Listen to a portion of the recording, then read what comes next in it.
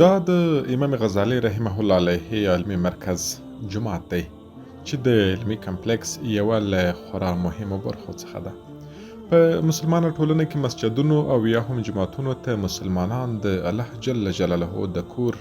او ځانګړي عبادت ځای په سترګه ګوري، ځکه چې کله به رسول الله صلی الله علیه وسلم له اصحاب کرامو سره مل یو ځای نه بل ځای ته د اوسېدلو په نیت سفر کاوه، نو لومړی به یې په هغه ځای کې مسجد جوړاوه. نو ځکه خو مسلمانانو ته دا سپېڅلې ودانۍ یعنی د الله جل جلاله کورونه ځانګړی ارزښت لري. هو، د ځمکې پر مخ موږ هرو مرو بېلابېل ډول عصري ودانۍ لیدلې دي چې په ډېر لوړ کیفیت او ښه نقشه جوړیږي،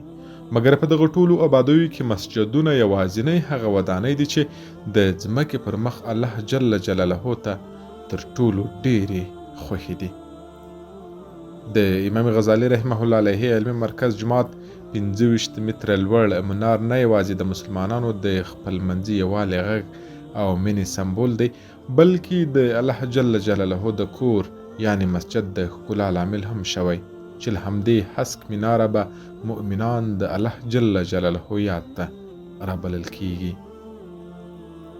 هغه یاد او روحانیت کوم چې د مسلمان زړه د سکون د انوارو په باران لمدوي.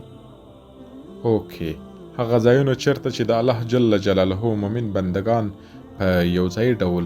د الله جل جلاله حضور ته سره په سجده وي او د الله جل جلاله ثنا وایي. په همدې موخه د امام غزالي رحمه الله علیه علمي مرکز په ودانیز جوړښت کې یو محراب ستر مسجد هم شتون لري چې د خورا لوړ منار په درلودلو سره یې چارې نږدې 80 سلنه بشپړې شوي دي. د یاد علمي مرکز بنسټګر له ټولو هغو با احساس او مخلصو شخصیتونو مننه کوي چې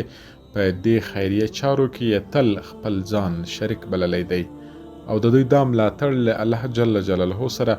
د دوی د بې کچې مینې ښه بېلګه ګڼي.